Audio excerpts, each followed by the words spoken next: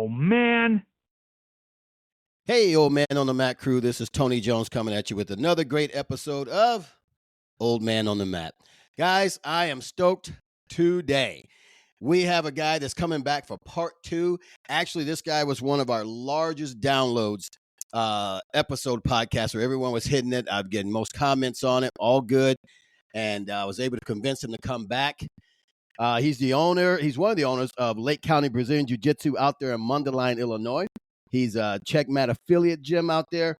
I'm telling you, he's one of the best instructors I've run across out there in my years of being in different martial arts. Him and his wife was the reason that I started doing Brazilian Jiu-Jitsu. And with that, guys, I give you the guy, Carlos Archila. How you doing, brother? What's up, Tony? How you doing?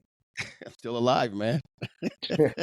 Been off the mat for a couple weeks. There you go. But, man, I'm excited you took the time to do it today, man. I know you've been busy. I know you got, it's competition season. You train a bunch of guys going. I wanted to get you on. Hopefully you could shine some light on some stuff because I've noticed, all stuff aside, I'm a student of yours out there. But I've noticed it's been like a ramp up in the gym over there. It's a ramp up. A lot of guys are competing now. You got some, and I think their mindset has changed a lot. And everybody's they've got their heads on straight a little bit, or they need to. I don't know. You tell me, but this is what I've been seeing. So, shine some light on what you've been doing different, if anything, you've been doing over there at your gym. We haven't really been doing too many things differently. I think it's just the approach from for the people of trying to compete. And I think a lot of people right now we're starting to compete a lot more, meaning the students. And I think that's always a big help when it comes to the energy at the gym. When guys and gals are getting ready, it just brings a different type of feel to the school in general. And I think that's really it. I think it's just one of those things where everybody just wants to compete, right? Because we train hard enough where they're just like, I have what it takes to be successful at a competition. And of course, judging success is subjective, right? Some will only take success as winning, winning first place. Some want to win the first match. Some just want to make weight. You know what I mean? So it's like, right. So I think it's just that. I think it's just people are just itching to do it because the way we do train, I think people are just like, you know what? Screw it. I'm going to do it. I want to do it. And some are having success, some aren't. But the thing is, with competition, they're seeing the value and how it can improve your jiu-jitsu in the long run. Just because competition, I think, exposes your weaknesses, but also exposes the strengths that you didn't know you had. In a technical standpoint, you're always going to be you're not stuck. Subconsciously, you're going to gravitate to a position. Mm-hmm. And it might be a position that you don't even do. For myself, it was a lot of close guard. But that was more of an actual like commitment to it. But when I see others, I tell everybody, I'm like, you guys are going to be doing things that you didn't think you'd be able to do, meaning, or you didn't know that you would do. And that's where you build your jiu-jitsu from, right? Then of course it exposes your weaknesses, right? Obviously, right? Absolutely. If you're weak at one aspect of the game, it's going to be exposed. It's almost like I equate it to when you're playing. Now, the only organized sport I played was baseball growing up, and there's always this little thing of every time there's a new guy in the field, he just got replaced. He replaced somebody on the field. Sure shit. The ball's going to find you. The ball right. gets hit right at him. Now he just Right. got Yep. in. Now I got it. The ball's hitting right at me, you know. And the same thing with competition. Like you didn't think it was a weakness, and all of a sudden you're like, man, that was a huge weakness. Just got exploited, you Right. know. And Right. people can take it one of two ways, right? They can either get encouraged by it or discouraged. Um, I I hope that my students get encouraged by it. Um, but that just talks to their mental makeup. Right. Um, a loss is a loss and it sucks, Hmm. um, but we can kind of go through that in a little bit. But to answer your ultimate question, I think it's just the competition sense right now. I mean, we've always trained hard. We've always had a good practices, and and I've always run classes to have people ready, right? Like Right. just in case. Um, and it's always good shape to train like that. So I think it's a lot of commitment from the students just trying to get into uh, starting to test themselves and try to see like, okay, I'm going to try to compete here. And Gotcha. when it just takes one person or two people to go out there and start competing, all of a sudden everybody's like, yeah, I want to do it too. I want to do it too. Oh yeah. Um, Oh yeah. especially if like that person like wins, right? Like, especially if that person wins. And then people are like, well, shit, I can do that. Yeah. And I think it just started, it's like a snowball effect. So I think that's what's been different, at least this year. Okay. Well, one thing I do know something you just said a few seconds ago about, you know, that I've seen over there the whole time is the guys that train pretty hard, they're always ready. So it's not like the season's coming up, let me start getting ready because they've been doing a bunch of light rolling the whole time. And nothing's wrong with that, I guess. But what I've seen is some of you guys out there, they've all the ones that compete regularly have always been ready. And how do you work with those guys to keep their game up high? Um, honestly, like the way to do it is to constantly have something to work on. You know what I mean? Like the moment you stop working on things, the moment you stop working on things, that's when you'll stop progressing. That's when you Mhm. flatten out, and that's when you get complacent, and um, that's where if you got to keep moving, essentially, right? It just comes down to Right. something simple, like just got to keep moving. If you don't move, you die. Yeah. You're not moving, you're dead. Yeah. Right. And the Right. same thing in like in jujitsu, right? Like you got to keep evolving, whether it's and people misconstrue that, meaning like when they're like, oh, we're gonna keep evolving, meaning like, well, I'm gonna start adding all these cool techniques that are coming up, um, added to my game. It's like, Yeah. well, yeah, that's part of it, but the other big part is fixing your weaknesses, right?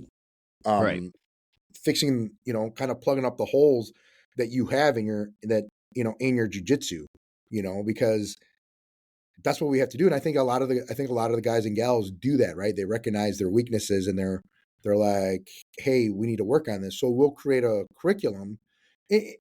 We'll create a curriculum where I'll create a curriculum for like maybe a couple months where we'll address that, but not just the actual position, Hmm. but everything that kind of leads up to that position. So, for example, you know, somebody comes up to me and he goes, "I have a really hard time, um, you know, from the back, right? Like I'm always Okay. getting choked out." Right. Well, yeah, we can put them in that position and make them work and just get them, just keep getting them choked out time in and time again. Um, but you gotta give them a plan to to obviously defend it, obviously, right? So they have to work on Right. their defense, but also everything that leads up to the back. It's like, why are you giving up your back? Let's Mm. answer that question Mm. first, Okay. and then we'll tackle it from there. Instead of what was it? The doctors. It's like a doctor, right?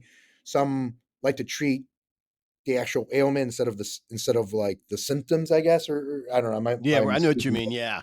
you know They what I throw mean. So it's throw a like, pill at it, something simple. Yeah, to take right, care of the and symptom. like, Yeah. yeah, I can work on your defense from the back, chin down, protect, 2-on-1 on the arm, start, start trying to move out to the side, et cetera, et cetera.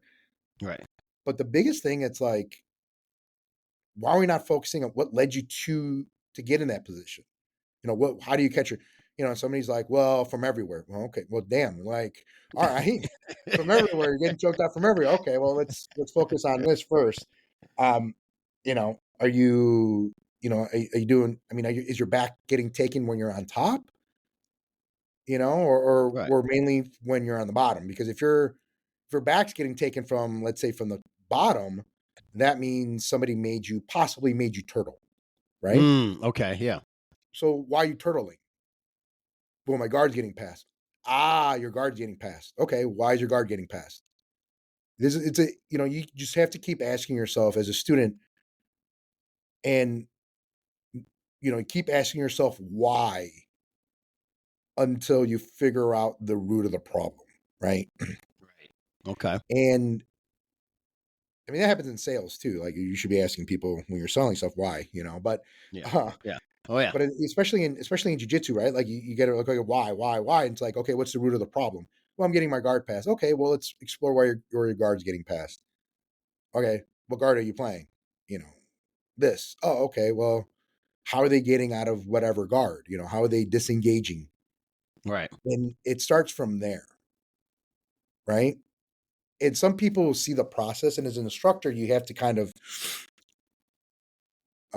get a commitment from them to see the process of it, right? Right. Kind of like a long-term solution as opposed to a very short-term. Okay. Um, short-term, you'd be like, don't turtle, like, Okay. stay in, Don't so, do it. stay inside control or mount and get out of there.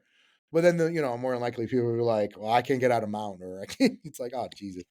But we just put a Band-Aid over the problem. You just didn't give up your back, right? But we have to kind of go through there and then figure out, like, why is your guard getting passed? Oh, that's because it could be something like, oh, you're not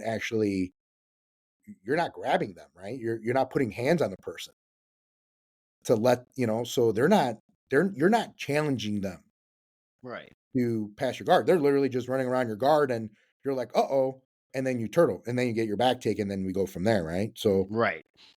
it's a long process, and that's how we kind of keep things going. So when we're working on guard retention in the school, uh, we're we might actually be working on our back defense, so to speak, Okay. right? So Okay. Yeah. it's all interconnected, but it goes down to, like, as an instructor, I have to ask the question why.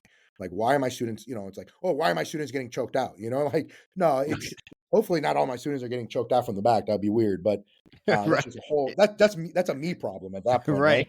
Right. That's a me Exactly. problem. But you know, it might be towards the one or two people, right?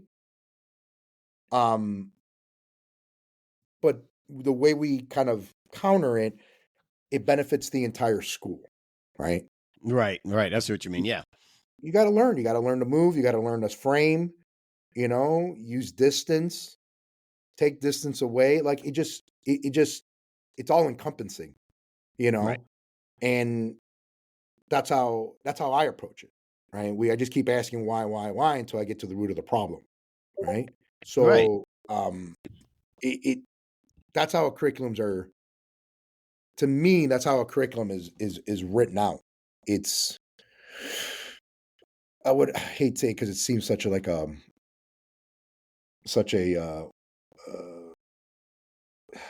hippie way of saying it, I guess, is Okay. like, I let the students write their curriculum. It's like, oh, Jesus. But technically I do. You know what I mean? Oh Like, yeah, I get what you're saying. You have the basics, but then they branch from there. yeah. Yeah. So that's how I keep them sharp, right? Like, I'm always Right. asking them, like, there's a problem that we have. There's a problem you have. Whether Right. it's going to take a week or two or three or four or a couple months or whatever, we're going to work on that. But I'll also step out to being like, okay, now we can work on our turtle defense, right? Like, let's work on let's work on sorry, I'm on my phone's here. That's all right, Um man. it's on the computer, actually. Sorry that It's where okay. was so You're a it's busy just dude, and trust me, I know. Trust me, I know, man. It's okay. I yeah, it's just um I lost my train of thought. Where was I? That's okay, man. What That's all right. essentially just benefits everybody. You know what I Well, it mean? Like does. everything we It do, it does does. benefit. And then we attack like right before the problem happens. Right? I'm Right. turtling. Well, let's work on your turtle defense. What can we do from turtle? How can we Right. go? How can we? Jesus Christ, sorry. Uh, That's all right. Right. how can we? It's like how can we manage? Um, you know, how can we get you to defend that position? Right? Right. So it's all like there's steps to it. And that's again, that's how a curriculum is run or is Right. built in my eyes. For me, for us here. So Right. But, one thing I noticed about your studio and what you do particularly, which I think is it's from beginner to advanced. You focus a lot on basics.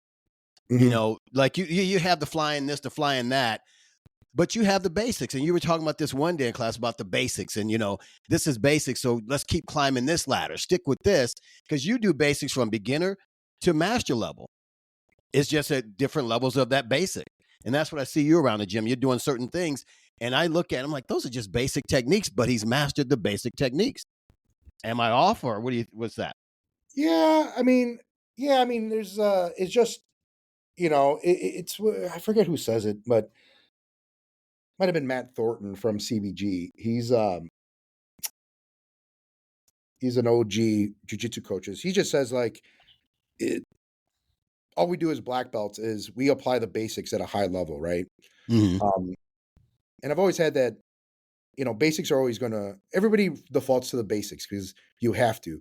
Um, you have to have a deep understanding, not a deep understanding, but like you have to have a good understanding of what to do in every position. Right.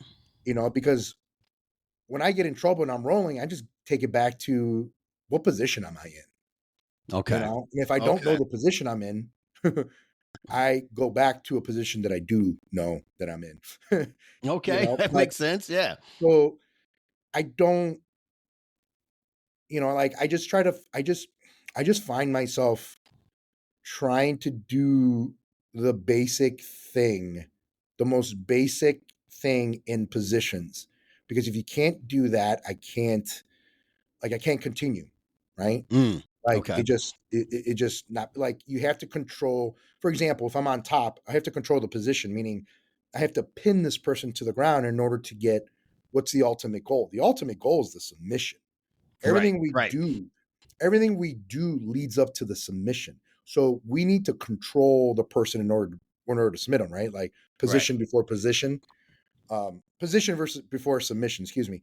Okay. That's what we have to do. We don't like, there's times when you can forgo that, but that's the flying arm bars, the flying triangles, the flying, squirrel, whatever you want to Right. call it. But it, it that's occasionally, right? But most of the time, like if you watch high level competition, it's nothing great, right? Right. But even advanced technique, quote unquote, have basics in them, right? Right. And that's one thing I know that I feel like as a school, we try to do better than everybody else, where, there's basics in every position. Some people get mixed up in, especially in jujitsu, when they, Yeah. basics, only play close guard and only do this and only do that. I'm like, no, you're talking about basic techniques. There's a difference between basic techniques and basic concepts, right?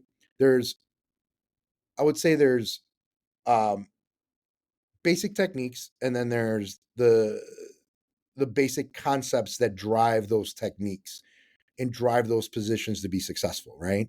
Okay. Um, you can replace the words with fundamental to whatever, Okay. whatever Yeah. floats your boats, right? Basic technique is just a scissor sweep, right? Hmm. But technically, it's not basic. So let me choose something else. It's not a very basic technique. Let me use something else. Okay. Hip bump sweep, right? The Kimura sweep, or whatever people out there call it. Okay. Yeah. You know what I mean? You're sitting in my Yep. closed guard. I sit up. I isolate your arm. I use my hips to turn you over, so I land in the mount position. That's what a hip bump sweep. That's at its core. It is a basic technique that you can make it because anybody off the street, I can teach somebody to do that technique within a matter of, let's say, 10 minutes. That's it. Gotcha. Yeah. That's it. That's how basic it is, right? Right. Um, that's a basic technique. The basic concept behind it is what? is isolating an arm, using force that you're producing with your hips to turn the person over, right? You're isolating an arm. When your foot's down, you're blocking the foot essentially, and then using the force that you from your hips to turn them over, right? It's like a table. Right. I always say people are when we're on the ground, people are tables. If you knock off two legs of a table, it's going to tip, right? Yep. If I go to Yep. the other side of the table and I use my hand to apply force underneath it to flip it over, that's a sweep. That's essentially what we're doing with a sweep. And Okay. every Yeah.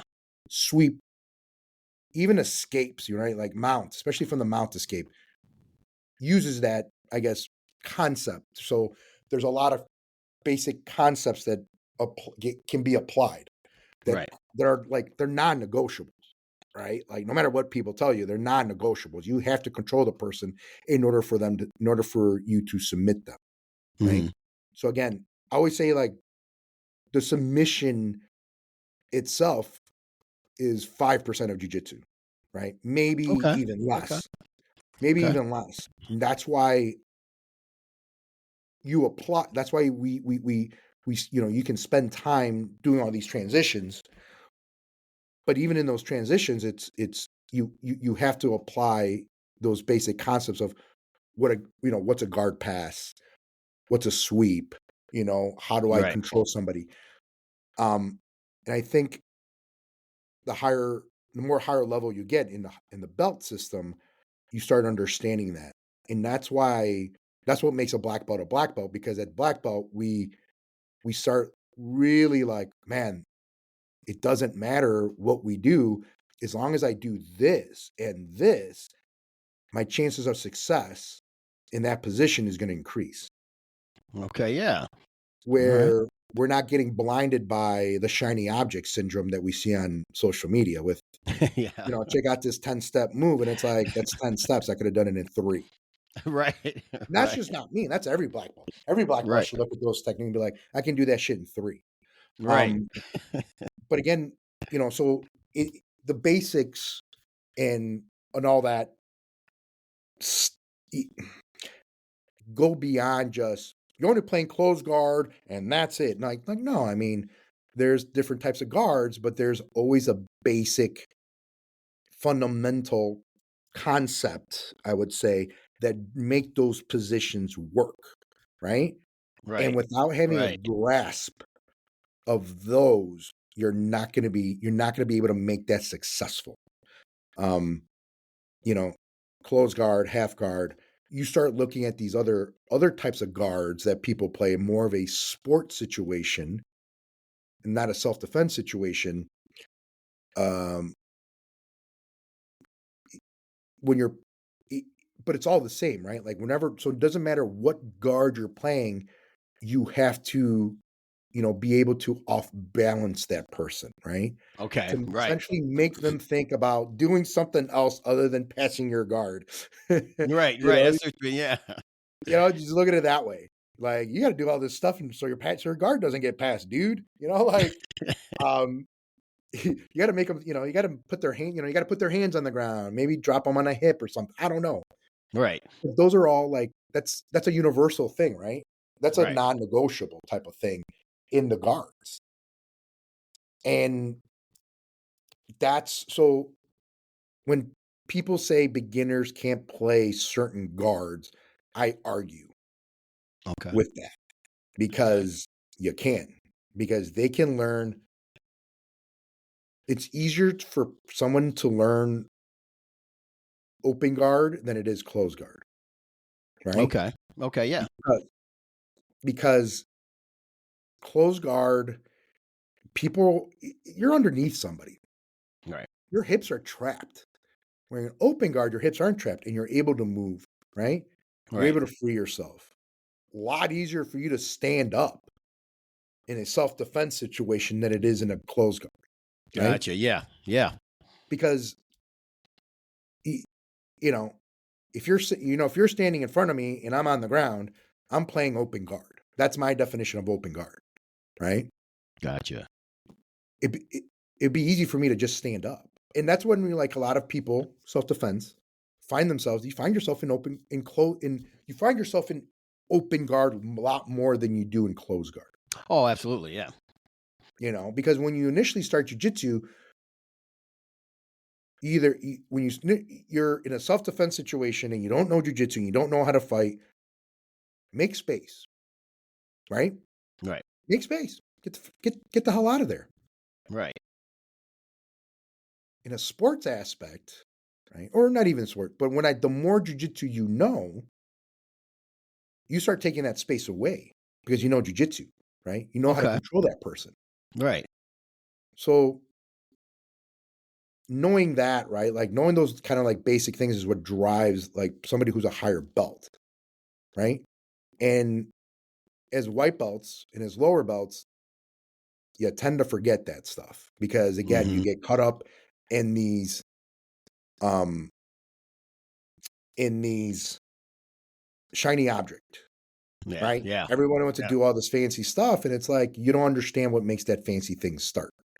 And that's why there's that thing in jiu-jitsu where it's like, you can't play that guard. You don't know how to play this guard.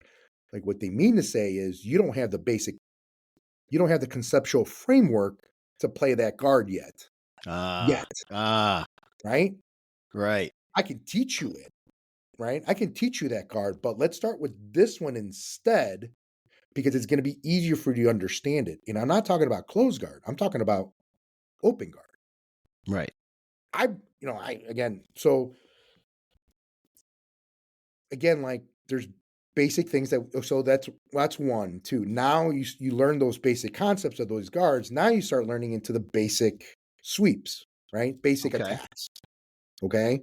The basic attacks of that guard where it's not going to take you on your head, flipping around and doing all that stuff. No, that's way down the line. Right. But you can play spider guard as a white belt.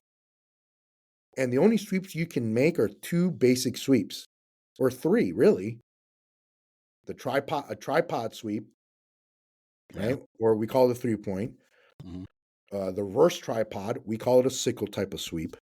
Yeah. And then just a double ankle sweep, right? Yeah. You can play the entire. You can play spider guard and have your grips, and just do those sweeps, and do that all day. Wow. But what makes those techniques work is my adherence to those concepts of the open guard, making sure that I have grips on the person, and two, I'm also off balancing them, right? I'm not letting them grab me, I'm grabbing them, I'm off balancing them, right? I'm making them think of other things to do other than to pass my guard. Right. And then once I do that, then bam, boom, hit a simple 3-point sweep, tripod sweep, and get that person on their butt. Now I'm on top. That just right there, I saw a video of you doing a tournament, and I think Patty posted it up a while ago, and you actually did that. You just did you were fighting, I think you were a brown belt or were you black belt? I can't remember, but you were a higher level, and you did a basic hip bump to win the tournament, to win the match. And I was like, wow.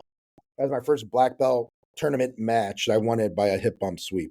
And it was a basic hip bump sweep, and I was just like, huh, okay. Yeah. Follow the basics. Yeah, I mean, I was also setting it up, right? Oh yeah. The whole time you were setting it up. Yeah. And I couldn't believe that guy didn't see it. I remember the reason I remember is because I thought it was funny. I remember in my head when I did it, I'm like, I just won my first match at a black belt with a hip bump sweep. Something I learned as a white belt, right? Yeah. And because I was messing with that gentleman's arm. I kept on trying to attack his arm for like a Kimura. Like I kept trying to peel it from his body. Yeah. And what did he do? Well, he brings his elbow back into his body. Mm-hmm. Well, I wanted a better reaction. So I kept trying to really pull. And the harder I pulled on it, try to flare it out, the harder he drove his elbow back close to his body. Right. Off balancing him and tipping him that way. So he did the work for me. Gotcha. He put his elbow close to his body, and I just lifted my hips and rolled him over. Boom. you And I think it know? was like the last 5 seconds of the round too. It was funny. I was like, So "Holy cow." it was like, so, you know what I mean? Like, I I mean, Jesus Christ, I mean, I didn't need a fucking 10 steps sweep to beat this guy, you know? Like, I just needed Right. proper setup, strategy, you know? Um, and being able and just having the hip bump sweep in my pocket, you know? But it's that basics that you've been drilling forever. And that goes to the next one. Next question I have for you about the positional drilling. You do a lot of that. Did you think that played in the hand of that too, of course, because you drilled that so many times, or Yeah, I mean, we repeat it. I repeated it a bunch of times in class, yeah. teaching it, trying to do it, you know? Um, we do, I mean, we do a lot of positional because I think it helps us work that position that we might not work. Um, Mhm. you know, we force people to go in there. Like, I don't like being inside somebody's close guard, but you know, you have to work it. But yeah, positional sparring, situational type of sparring, any sort of mm, activity like that's going to make you better because it forces you to be in that situation, right? Right. Um, and try to move from that situation and try to use that and just do it. Um, it's you know, I think positional sparring is key for development in the white belt.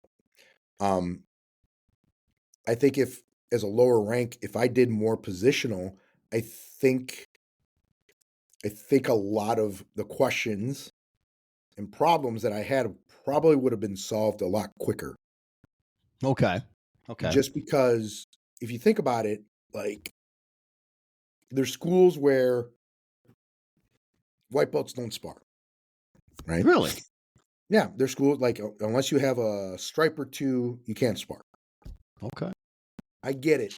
Safety. Do I Mhm. agree with it? Absolutely not. Uh, you don't want to be doing jujitsu for 3 months and not have a stripe and not spar, right? And not Right. be able to spar and then get your ass kicked in the parking lot.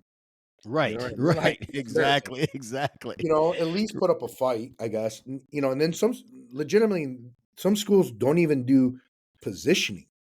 The people just take the first few months of their career, of jiu-jitsu career or journey, whatever. They just learn the technique and they leave in class and they bow out. Class is done. What? And the workout they get is from the warm up. Wow. You know, like, and there's some schools out there. There's also some schools that put a big emphasis on positional sparring for the white belts. Yeah. I feel like we do both here, because if I teach a white belt, uh, you know, let's say something from, you know, if I teach them something from, let's say, um, close guard, let's say, well, they'll never work the close guard under pressure because if they're sparring right away, you know, they're just going to get beat up and they're going to be in side Mhm. control, you I know, see what you mean. and their Yeah. guard's going to get Yeah. past. But if you put them, but if you put the white belt in that position and make them work, they're going to have time. They're going to have valuable time in that position, right? Okay. Yeah.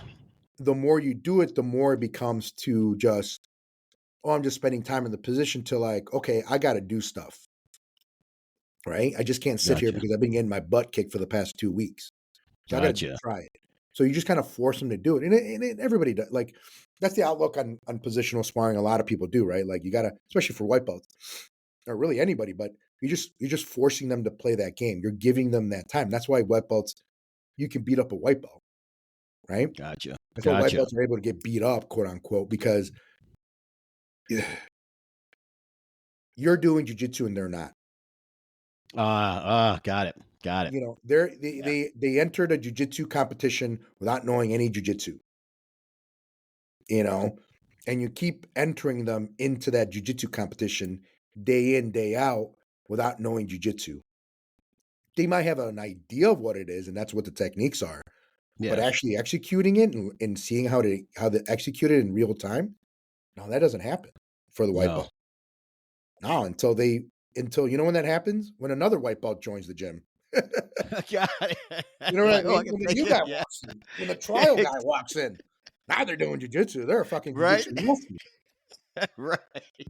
But and that's how it's been for who knows how long, right? And it just makes sense to like when you look at it that way, it just makes sense for white belts to have the majority of the time positional sparring or Yeah. situational or you know kind of like you know something working from a certain position that they can solve. Um, I mean, I wish I would have done it more when I started because I feel like a lot of questions and a lot of problems would have come up and also would have been solved, I think, Gotcha. quicker instead of just, constantly getting beat up for years and years and years and be like, oh, yeah, I figured it out finally. Right. Well, Um, what made you let's go back to that. When you were coming through the ranks, at what point, and I'm not saying at what belt level, whatever, maybe belt level, but what point did you realize that, you know what, I need to do something different? And these things, these concepts that you come up with, they may not be new, but these, when I'm looking at them across the gym and think these are phenomenal. The things you're talking about now to break these techniques down to the basics instead of the 10 steps, you're doing the 3 steps. At what point did it get you? What point did you reach that? blue belt. Blue belt? Okay. Yeah, I was a blue belt for a while. I was unfortunate and fortunate enough, meaning I was unfortunate because uh, I was able to I was able to train for a couple years, like a couple times a day because I lost my job. Unfortunately, right? Like I lost my Right. job. I got Right. laid off, during the housing market crash. Gotcha. Yeah. So I was able. So I just was at the gym, and me and my old training partner, we would just mess around.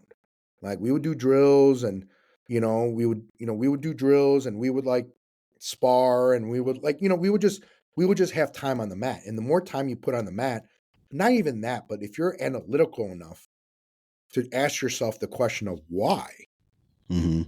you're going to start answering questions at a base level. You keep like I said, you keep asking yourself the question why, you're going to get to the root of the problem. Now, did I do that as a blue belt? No, but I asked enough why questions to be like, oh, okay, I understand this a little bit more Okay. than I did Okay. before. You know, um, I mean, that's when I, that's when I, that's really when it started to kind of click. Number two is when I started to teach, and it all happened at like blue belt. It all happened around Okay. that time where I started to teach, right? Like I started to, and they asked me to cover classes or over cover a class, and I offered to cover a class. I said, sure. Because I'm like, okay, teaching. I started to quickly realize like I was a horrible teacher.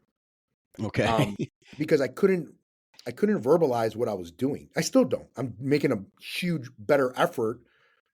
Um, but there's a balance between that, and I'll get to that in a bit. But I didn't know a lot of these positions.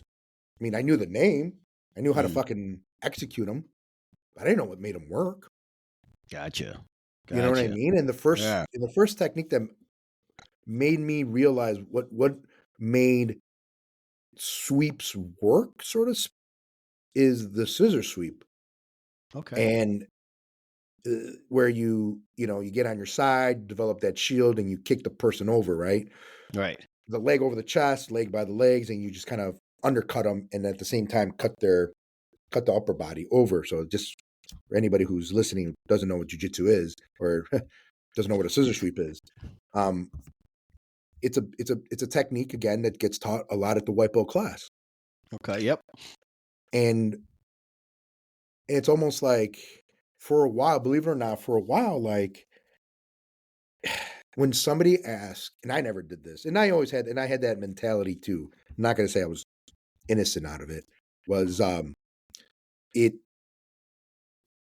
it like you would ask somebody, he's like, oh, I train over here at Tony Jones Jiu Jitsu. Oh, how long you been training? Oh, I've been training like 3 months. Oh, what do you know from? Oh, like, oh yeah, let's spar a little bit. Hmm. Sure. Do you want to, oh, do you want to start in a position? Yeah, yeah, yeah. Okay, and then you start sparring with them, and they're kind of struggling, right? Right. And then you go like, oh, how long you been training? Oh, 3 months. It's like, oh, hit me with the scissor sweep. And You're like, then, what? and then the person, and then the person will be, sometimes people will be like, oh, I don't know what that is. And the first reaction was, you've been training for 3 months and you don't know what a scissor sweep is? Mm-hmm. What? And it's like Yeah. everybody had that same reaction. So it's like schools got judged on whether they're good or not, whether or not that guy knew a scissor sweep. About the student sucking at certain things. Yeah, like you didn't know. Maybe he or she joined like the week after they went over the scissor sweep. Right. Who knows? And they're not going to cycle back for another couple months, maybe. I don't know. But that's how it was, right? But like if you think about it though, the scissor sweep is kind of a complicated sweep, right? Because number one, it starts at close guard. Number two, I'm asking somebody to get two grips on the person, scoot their butt out to get on the side, and still control them and still be able to Right. control the person. Now I'm asking you to do something that brand new people cannot do, and that's move both your legs independently from each other. Right. Right? Right. Like one's going one way, the other one's going the other way. Oh, that's a shit show if you ever taught a football class. You're like, oh my God, Jesus Christ. Right. Like how do you walk? Um, Right. but it's but I mean, but it's to us like it's funny because we know how to do it, but like to them, it's like, oh, this sucks. And I started asking myself, like, why the fuck are we teaching the scissor sweep? Hmm. Like, it's like, why? And I'm like, then I started thinking about the scissor sweep, and I'm like, and this is me. This is the way I looked at it. Right. And I was just like, where the fuck are we teaching that? That's a complicated move. Because we're getting our grips, scooting, opening up our guard after we just spent probably a few weeks saying, don't open your guard. Don't Now we're open your like, cards. Right. now, hey man, you need to open your guard now. You're like, You're like, what? what? What? And but then, but if you look at it, you're opening your guard in order to accomplish a technique, right? You're making Right. space, you're scooting out, you don't want to bunch yourself in, you get your legs in place, you keep your hands in place. You got to have, got to know how to properly scoot your butt out properly, blah, blah. And it's like, we're asking a white belt to do a lot of shit, Right. you know? Never thought about it Now, like that. Yeah. so now we've become the school that we don't, in the first 3 months, they're probably not going to learn the scissor sweep. Right. We're the school that you're getting judged going, those guys suck, They don't like, know the scissor sweep. right. But it's an effort for us by us to be like, yeah, man, like that's complicated. Yeah. If you look at it, it's fucking complicated. Why not do this? Why not do a hip bump sweep instead? Why not ask them to, give them an advantage over somebody bigger already? And that's why not show them how to take the back? Mm. Okay. Like why not just have them do a simple double ankle sweep as their first sweep when they encounter somebody standing over them on, in a square position. Right. Those sweeps are way easier and they require less movement by the person on the bottom. Right.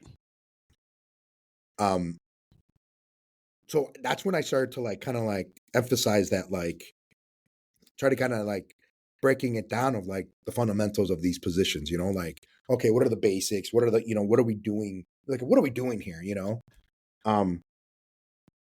So he just, it started to as around blue belt when I started to teach. So I got a deeper understanding when I started to teach of what makes certain things work, right? Yeah. What makes moves, why does this move work? Right. So by doing that, I kind of was like, well, shit, I don't have to do step fucking 3 and 4 because that shit's just fluff. Right. Because I can do this technique in just doing step 1, 2, and 5. You know what I mean? Like, Yeah. as long as I get these basic core concepts of doing the technique, I'm probably going to do it. Why? Because not everybody's going to stand in front of me True. and, True. and just let me sweep them, right? They might Right. be doing step 3 and 4 for me. So for me, Okay. I rather recognize that they're doing work for me, so I don't have to, if they're off balancing themselves, why would I off balance them? You know, Right. like Right. if they're already leaning one way, I'm not going to make them lean more because that overcorrection might be like, oh no, oh my god, I'm leaning.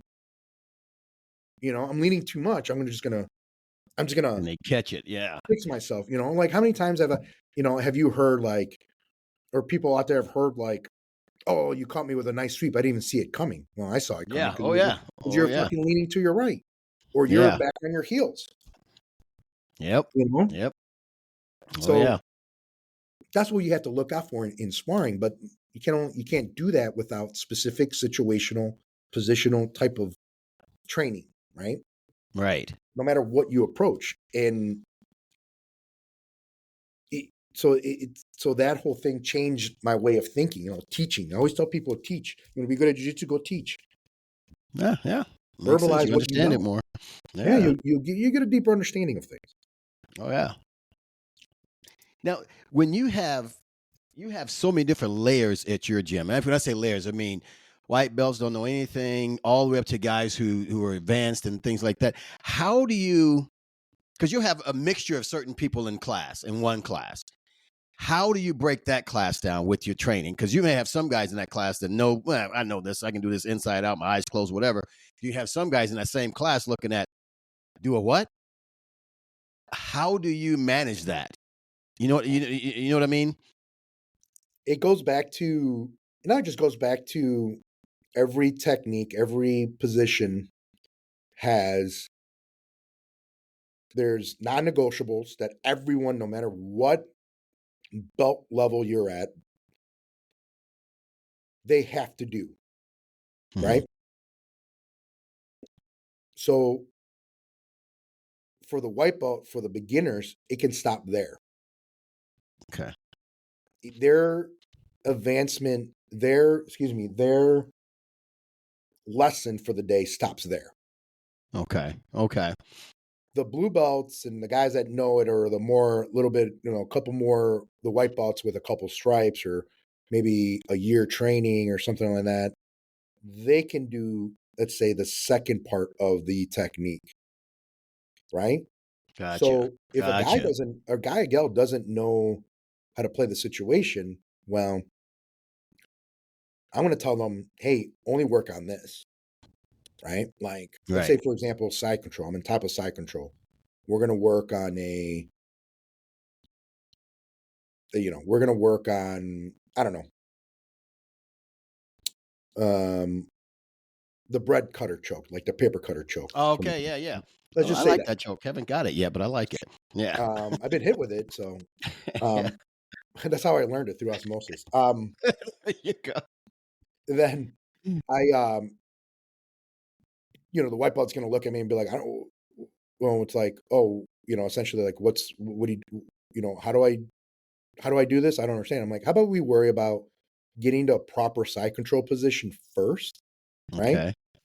Getting your positioning right first, and we'll go from there. Gotcha. So what are you gonna Gotcha. do? We're just gonna you're the majority of the time you're gonna work on, trying to keep that person down on the ground, right? Like Right. make sure they're not on their side, make sure you're keeping them flat, right? Yeah. And that's with use of good pressure, good weight distribution, you know, proper grips. Once you're able to do that, then you could do a couple reps of the paper cutter choke, so you don't feel too left out. Okay. I see Well, what you that's mean. Yeah. essentially that's what they do, right? They do the Yeah. white belt part of the move that they don't know, because that's more important. Right. Teaching them how to control the position before they do the submission. Gotcha. More advanced somebody, like for example, like you, were like, oh Tony, just do you can do the you can do the choke, because you know how to what it takes to pin somebody, right? Gotcha. You know Gotcha. what you put them on their back and they have to be flat. I'll even go like, Tony, And then I'll start showing the other guys or gals, if I can, Mhm. individually, how to set it up differently, right? Gotcha. Well, I've So seen you now do that a you're lot of getting times. You go individual circle and do it's pretty cool how you do that. I've seen that. so now you get so you get attention that's not Right. hampering you just doing the same thing over and over again. You're seeing a different setup possibly that you can Right. implement. Where the white belt's just still, hey, I'm looking over there. Hey, what are you doing over there? Like, what are you doing over there? Keep working on, keep working on trying to Yeah. keep that person flat. Right. Keep your body close. They're scooting away from you, you follow them. Stay on your Gotcha. toes, be active toes, things like that. Okay, I think I got it now. And when I look, I'm like, okay, they got it. You got it. All right, cool. Show them the choke. Let's do the choke now. Now try the choke and go over there and I repeat it for them. Right. That's how I would Right. handle like that vast array, right? Like I'm showing a technique. The first couple parts of the technique might not be for you. It might be maybe is the first part, right? Right. Right. Second part is for the other guys. So Gotcha. because I mean, as an instructor, I get, it's discouraging when you teach something and then, let's say, you know, a third of the class is just looking at you with like, you know, with an empty look. Deer caught in the headlight. What? Yeah, and you're like, "Oh, fuck, don't even do all that stuff. Just work on just work on, just working on grabbing them. How about that? Yeah. Yeah, Right. just keep your feet up. Oh, there we go. Good job. Like, Right. Work on your breathing. You'll be okay. fucking breathe. Um, that's you just do them disservice trying to Yeah. force them into doing something. But again, like I don't the way I structure it is like we will spend time in that position anyway. So it's not going to be the last time they're going to see it. It'll be the Yeah. first time they see it this week, and it's Yeah. Monday or Tuesday. Guess what? You're going to see it on Wednesday. You're going to see it on Thursday. You're going to see it next week. You're going to see it the week Yeah. after that because I got a lot to cover. Right. But I want to cover this position or cover, a sequence or something, whatever. I want to Right. kind of cover it, and like it's not going to be the first time you see it. You're going to be working on it. Tomorrow you're going to come in, you can do the same thing. Maybe the day after that, maybe you'll start just come in and doing it the first two things or whatever. I don't know. Right. Right. Because I know just from like I said before, being in your classes, I love watching how you break everything down. And I know that sounds crazy, but some guys want to move on to something flashy, but I just love the basics because you learn so much from that basic, from whatever level you're at. So, what's the mindset of each level? You know what I mean? What should a mindset be of a white belt walking in that same class, a blue belt in that same class, a purple belt in that same class, and on up? What should the mindsets be? The white belt is a sponge. You guys should, white belt should be a sponge. Blue belt is you got to repeat it, but Mhm. you got to repeat it because it's something that you're going to constantly do, and this goes for all of them. Right. But here's a different setup for the blue belt. Oh shit! Gotcha. Oh, awesome. Purple belt. I would say purple and brown, depending on them. But let's say they're you know they know what they're doing. Hmm. Um, I might just be like, this also leads to this, right? Okay. If you attack this, they're gonna defend it this way. And now look what popped up. This popped up, this popped up, that popped up. Let's do it, but also let's get that reaction.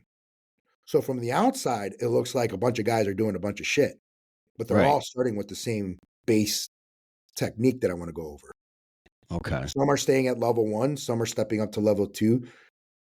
Other people are maybe stepping up to level, 3 and 4 or whatever. If you want to Gotcha. classify it, if you want to make it that simple, Oh right? yeah, I see Um, what you mean. so like as a so sometimes you get a blue belt and a purple belt mixed up, and the purple belt's doing the secondary thing or the third, let's say. Well, the blue belt's like, well, I want to do that too. I was like, no, Mhm. let's work on the setup. Yeah, work on the setup, and yeah, it can happen if you do that, right? Like, yeah, work on Right. that. yeah, go ahead, work on taking their back because they're turning away from you. See if you can take their back. Right. Right. Where maybe the purple belt and brown belt or the brown belt might just be like, no, I'm going to mount you and I'm then going to armbar. If you're on your side away from me, yeah, I can take your back, but everybody knows I'm going to take your back, but I'm just going to mount you. I'm actually going to attack. Right. I'm actually going to get in the mount and attack a choke from the mount instead of, you know what I mean? Like, Oh yeah. Oh yeah. Oh yeah. so I think for me, that's what I want. That's how I do it for the class. But if you're asking me what their mentality should be when they come in, I think everybody should look at it as extra. Everybody should have the same mindset. It's extra work that I'm looking at, right? More repetition, or maybe a lot of times, or man, I haven't seen that fucking technique in a while. Oh, I forgot. It's almost like, man, I forgot about it. Right. Man, that can work, right? That can fucking work for me because I've really been spending time on this shit that can fit in. You know what I mean? Oh yeah. But I would say that, every student should have the same mentality, just come in and learn, right? Just learn. Gotcha. Just Gotcha. learn.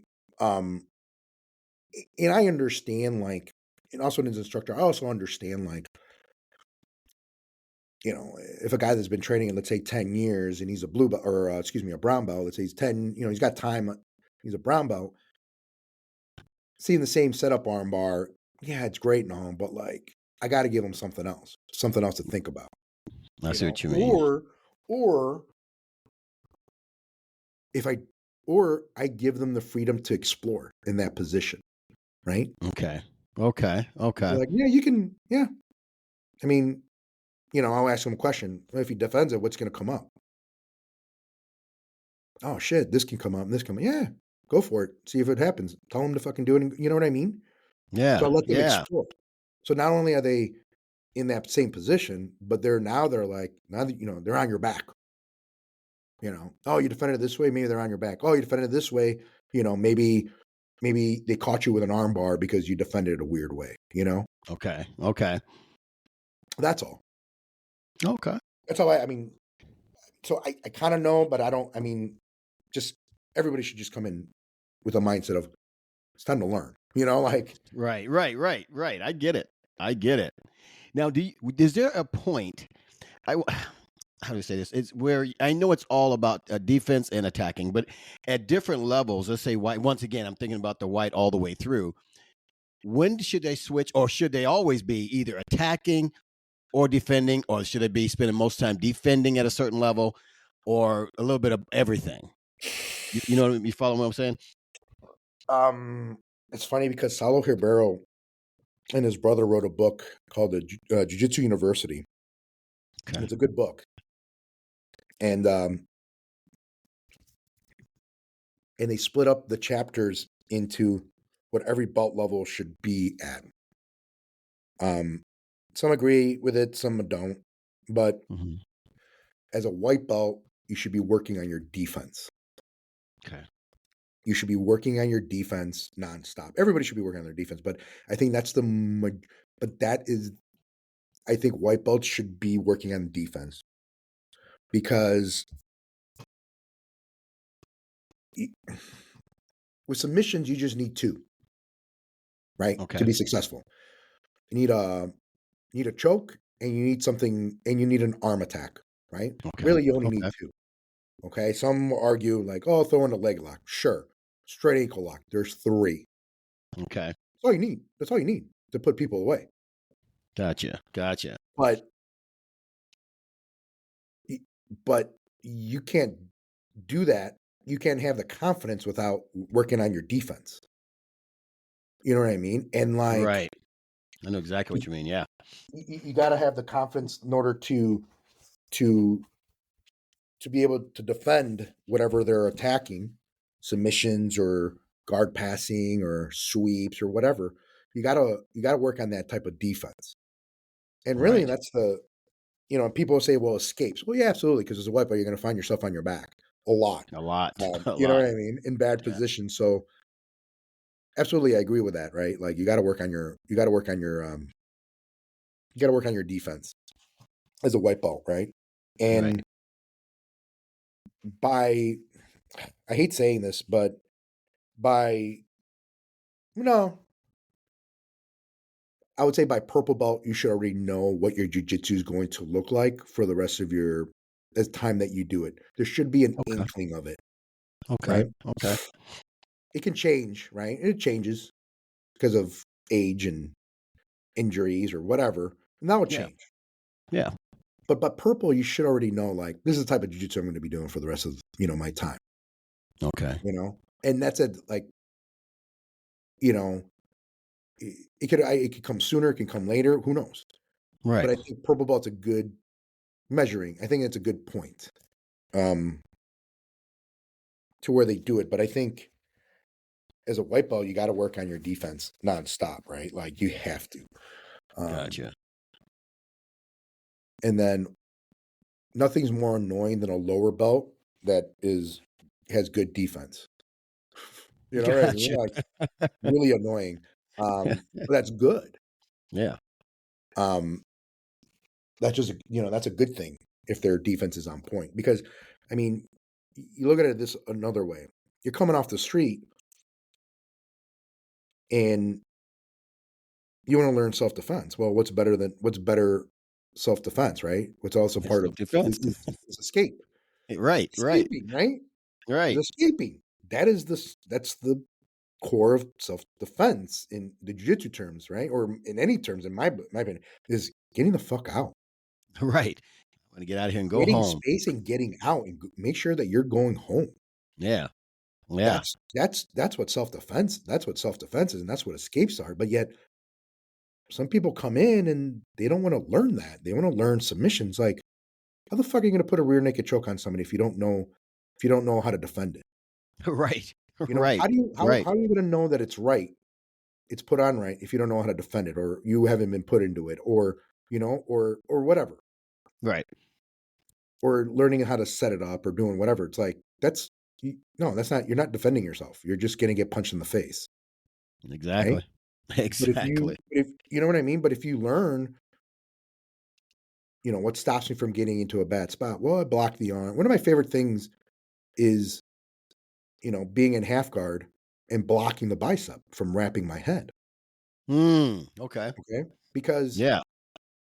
I didn't I didn't learn that way. I learned it by getting punched. Gotcha. It's like you gotta protect you gotta block the bicep. Block the what? Whack. Right. Right. So the least of my fears, is getting cross faced and getting flattened out. What I was fucking worried about was getting punched in my nose. Right. Like I don't want to get punched in my nose. So I started blocking the bicep, right? And that Right. helps me escape things. But and I'm not saying, people should get punched in the nose, but some should. But I'm saying like beginners should be working on their defense and escapes, Gotcha. because that is self-defense. Don't let Yeah. somebody punch you. And if they get you something, learn to escape and Right. run away. So that's what people should be working at all levels, really. And it just changes the complexity of the defense that they're going to be practicing, right? Right. Right. Because possibly, they're going to see techniques that are kind of out of left field, and they should be able to learn how to defend them, I guess, right? I don't know. Right. Real quick, because I know you got to get out of here. You gave me a time limit, and I do understand. I appreciate you taking that time because I know your day's busy. What if someone wants to start competing Mhm, at your location? And I noticed, like sometimes the schedule, you'll invite someone to come to the advanced class. mhm, Some people, you just can't walk in the advanced class, and that's yeah. that's that's awesome.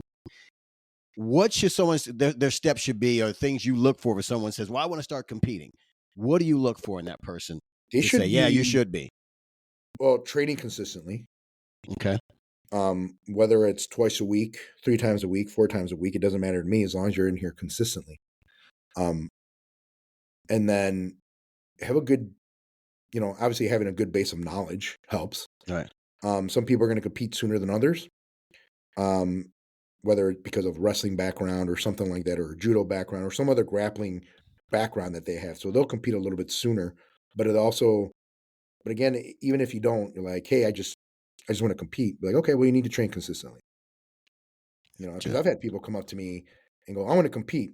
What's your name? I haven't seen. What's your name? You're the guy that signed up 3 months ago, and this is the first time I've seen you. Now you're asking me to compete. I compete. Yeah, okay. You know, like, I've had that. Um,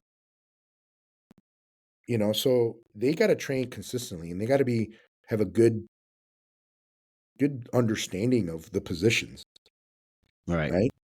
And he, that's what I'm looking for. Then, like, then, oh yeah, you can come to the advanced class.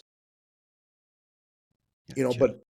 But if they're in our fundamentals program, we'll ask the coach, whoever's running the class, we'll be like, hey, fucking David over here says that he wants to compete. Is he even ready? You know? Right. And the coaches will be like, yes or no. And based on their Gotcha. recommendation, go out to, fucking David and be like, hey man, coach said he doesn't think you're ready, doesn't think you have like a base of knowledge to do it, right? Right. Right. To go into the advanced class. Because I do teach the advanced class, and the advanced class is invite only. I know it's a taboo thing. People, oh, invite only. Ooh. It's because it gives the advanced class is I'm not teaching anything new, but we're trying to take the things that you already know and applying them in different situations.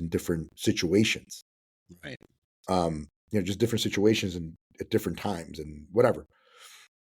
So if I'm, doing a drill where it's an armbar drill, or whatever, or something along those lines, and you look at me and go, I don't know what an armbar is. So whose time are you wasting? Right. Right. Right. Wasting I my get what you're time, you're saying. wasting your partner's time. Yeah. Now, you know, it's a lot of work because in advance we do a lot of work. Yeah. You know, we do a lot of work. There's a lot of output in those 90-minute classes, meaning like we're constantly moving. We're constantly moving. We're constantly doing things. You don't have to be in shape, right? But Yeah. we'll get you in shape. I was gonna But you say gotta have, you're gonna wish you were in shape walking in that yeah, class. but like we'll get you in shape just because we're doing jujitsu for 90 minutes. I like to say that we're doing jujitsu for 90 minutes straight, you know. Um, Intense class. so it that's fine. You can't handle his hand, but don't look at me and be like, I don't know what that position is. It's like, dude, you know, or that's what I'm looking for, right? And then Right. obviously know and actually remember the things because I've had people come in our advanced class and we start working on a guard and they look at me like with this twisted look, going like, I don't, what is that? I'm like, Oh, did you just ask me what it was? I'm like, no, I've never seen that bullshit. I'll look at them, I'll go right. on to people and go bullshit because you've been in the fundamentals class and they have taught you this fucking guard Right. because it goes back Right. to not limiting to what only wipeout technique, quote unquote, right? No, we're Right. learning. You learned open guard. You know the fundamentals of open guard. You Right. know that you need to off balance people, push, pull. Now Right. you're because Right. I've seen you do. I was in the class. I've seen Like you do it. I watched the class. They've gone over Right. it. Our coaches Right. have gone over it, and they've gone not just one day. They went an entire month. So that means you miss an entire month of classes. Probably shouldn't be in this class right now. Right. So And I take the bet they won't you gotta show back up retain to that class. information. Yeah. You got to retain information. You know. Yeah. And for you guys to teach it on, and I'm telling you, I've hit this. I'm not trying to hit this so much, but it's just this what stands out to me. Being one of your students out there, you hit the basics, and I don't mean just the regular hip bump, shrimp, all those things, but you break everything down to the basics. How do we not remember those things? You know what I mean? There's no Right. flying this for the most. They're there, but you guys break everything down to the simplest form. I know I hit that a lot, but I just don't see anybody can miss it in there. But then again, I'm not knocking anybody, me of it, all anybody. I'm not knocking anybody, but I just say you guys put everything in such a basic term that it's really brilliant the way you guys do it, man. It really is. It really is, man. Yeah. I mean, Now, people have I'm to sorry. Go ahead. understand shit like a Toriando pass. You know why I explained the Toriando pass? I'm like, grab their legs, push them one way, you go the opposite. Right. The fucking pass. That's a Toriando pass. That's about Right. as basic as I can make it, right? Like grab their legs, push them to the left, you go right. That's it. Simple. That's it. That's a guard. Oh, and like, yeah, that's it. It's That's it. it's at its base. That's what it is. Like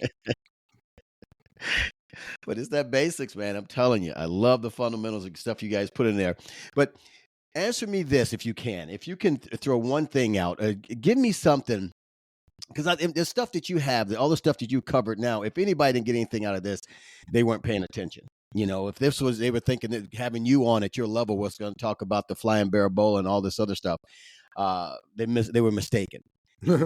Now, what would you say to somebody right now? Give them a nugget. Give them one of your best nuggets that you can send these people off with to say, you know what, that makes a lot of sense. I need to look at this, this, this, and this. Give me one. Give me one. when it comes to what? Jiu-jitsu? Yeah, just jujitsu. I'm sorry, I didn't phrase that right, but yeah, just your jujitsu. Give me the Um, one thing you would say for somebody to look for coming in with Brazilian jiu-jitsu. I would say uh I would stick with that. I would stick with why. Ask yourself why. Why is this working? Why is this not working? And then just keep asking yourself why until you figure it out. You know what I mean? Right. Like you kind of you kind of have to ask yourself those questions in order to figure it out because your instructor's not with you 24/7. You That's know, true. sometimes you got to be your own instructor. But if you ask yourself why, now you have something to work on. And if you're not working on something, then you're not evolving. If you're not evolving, you're just being the same person you were 6 months ago. And I think everybody should be able to honestly look back at themselves every quarter and say, can I kick my own ass? Mm, And if you can honestly answer yes or no, then everything gets built from there. If I can look back and go, yeah, I can kick my ass. Okay, cool. I'm evolving, right? gotcha. If you honestly can be like, fuck, no, I can't. Why? Well, most people, the ego thing will get in the way of them being honest with each other, being honest with themselves, right? But Yeah, some, you're right. they have stuff outside of work, or outside of this, out of training, work, family, Yeah, injuries, whatever. yeah, But I'm saying like everything's perfect. You're not sick. Nobody's hurt. Your family's great. Family's healthy. You're healthy, and you're going to class consistently. And you look back and you go, the beginning of all right, it's June, and I've been training consistently since January, right, of this year. yeah. Can I beat up? Can Tony Jones beat up Tony Jones? Can the June Tony Jones beat up the January Tony Jones? If the Gotcha. June Tony Jones says I can't, then Tony Jones is doing something wrong, Right, right? right, Or right. if he goes, or if that Tony Jones goes, yeah, I can beat the shit out of that Tony Jones in the beginning of the year, then you're on the right path, right? But let's make Yeah. sure that you stay on that path Wow. just by giving yourself goals, right? Or not even goals, but like just constantly improving, right? Showing up. Always learn something is my thing. It's like you got to learn something every day. And it Right. doesn't mean, and here's the thing too, I say this in the advanced class because that's mainly the class I teach nowadays is I ain't teaching you nothing you don't know. But what I am Okay. teaching you is how to apply the stuff you do know in different situations, right? Hmm. You're That's good. learning. That's what you're learning. You're learning. You're not learning a new technique that I pulled off of Instagram. Right. No, no, bro. I'm teaching you how to apply your fucking game and be able to get back to what you do best, your game from any Right. position, right? Right. You funnel them, put them in the funnel. You know what I mean? Wow. Like once they get into the funnel, where's the water going to funnel? It just down the drain, right? Eventually, Right. Right. bring them in my funnel. Once I put them in my funnel, it's gonna be bad news for you, right? And that's the attitude you got to Nice. have. That's bad news for you. Now, Nice. now, if you get me out of that funnel, It's like, if I got to figure out a way to get into that funnel. So everything, I think everything that you should do should should should get back to what you do well, right? Okay. Okay. So again, we tying it in, let's go back to the competition thing, right? I find myself playing close guard. Oh shit. That's your funnel right now, Okay.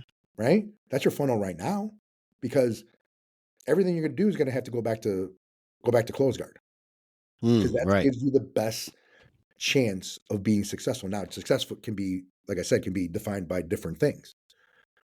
Um, every escape, every guard retention you do, and on the bottom, Right. right?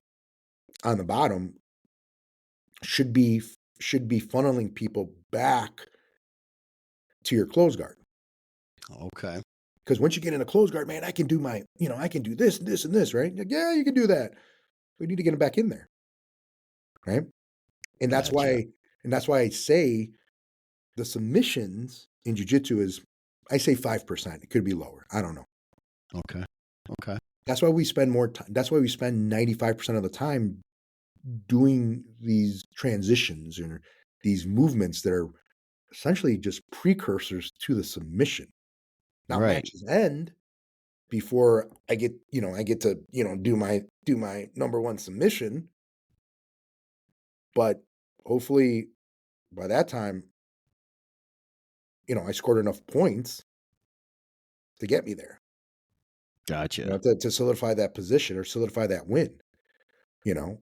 So I've always thought that. I've always been like, just get them into your funnel. What does that mean? Okay. Well, shit, you got to get them to your funnel, man, you know? But you can't do that without asking yourself why. Like, why the fuck am I in side control? Right. Like, well, we gotta figure out how to go from there back to your close guard, right? Right. Right. Or whatever it is, you know. And I think, you got to have a game on top, you got to have a game on bottom. We're just specifically talking on the bottom because it's jujitsu, I guess. But Yeah. you got to have a thing on top too. The Yeah. top's a little easier than the bottom, Oh yeah. because A little bit. you got gravity and weight on you, but Yeah. on your side on the bottom, it's you literally. I spent more time thinking about guard play and escapes and than I have of fucking guard passing. Okay. Because guard passing to me is just there's a problem in front of me, I get rid of it, and I continue on with the fundamentals or the basic concepts that I know will get me past the guard. Gotcha. Right? I Gotcha. can't do, you're not going to be able to do complicated moves, guard passing, when you're on top and the guy's fucking trying to, you know, break your arm or choke you out. All right. The only thing you can do at that point is know your direction that you need to go, and the things that are gonna ensure that you're going the right direction. Hmm. So you got to go. Those are two. Those are got to have a, like I said, game on top, game on bottom, and people forget that. Like people don't. Yeah. And then even on top, man, like every guard pass you do, if you want to choke somebody from the back, you want to take somebody's back, right? All right. Your passing should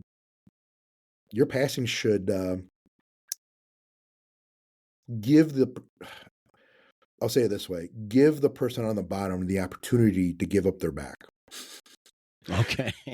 Okay. Because really what it is my guard passing should be as the type of guard passing I should be is the only form of escape is for them to turn their back, for them to turn. Okay. So if you want to choke a motherfucker from using a bow and arrow choke, well, everything you do on top should lead to that bow and arrow, Right. right?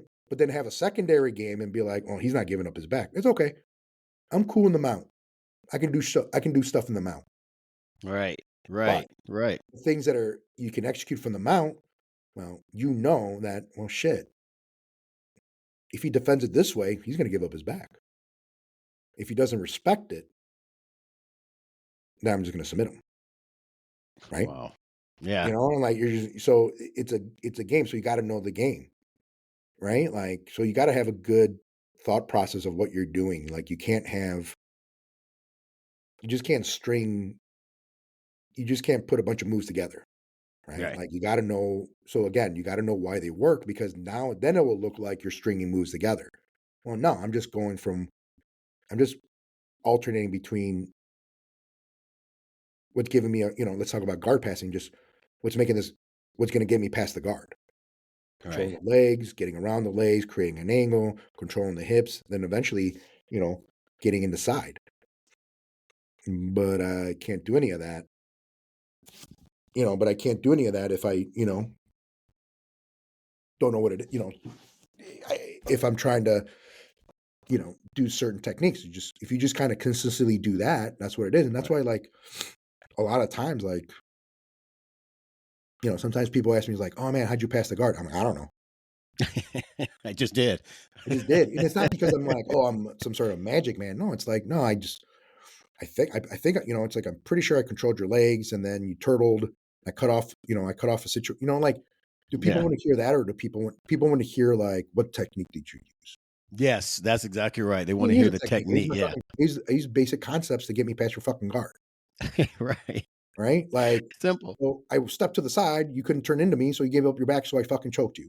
You know what I mean? That's right. essentially what we're saying. Right.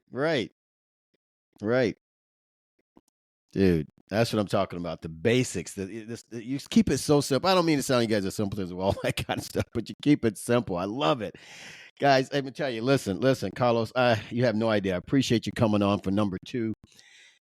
Man, I'm floored now.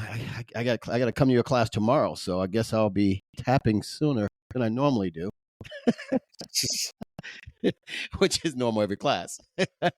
But Carlos, I tell you, man, I appreciate you so much for coming out, man. Oh, man. And yeah, you guys know already how you guys can find Carlos out there. He's out there at Lake County Brazilian Jiu-Jitsu. Him and Patty owns out there. It's in Mundelein, Illinois. They're a Checkmate affiliate school. Guys, give them a shot. And I'm not just saying this because I enjoy the place out there. I enjoy it well because of their teaching style. You got to look at the plethora of students they have there, the type of students they have there, from moms to military guys. It's just all over the place. And everybody's learning. It's a great environment over there. Go ahead and listen to part 1 of this before. You heard, like I said before, he's one of our largest downloads that we get. This part 2, I guarantee, is going to be more. And but Carlos, man, I appreciate you taking the time to come out and sit down with us and put more knowledge in us, man. I'm telling you. And if guys didn't get anything out of you, man, I don't know what they're doing. Hey, man, I appreciate you. I know how busy you are over there, man. I know I keep saying that, but I know your schedule, and I do appreciate you doing this, man. I really appreciate you more than you know. Oh, that was awesome. That was fun. Awesome, man. So, hey, brother, I will see you again for number 3. Hopefully. Boy. All right. All right, brother. I'll talk to you soon. Appreciate you, man. See you. All right. Take care. Bye-bye.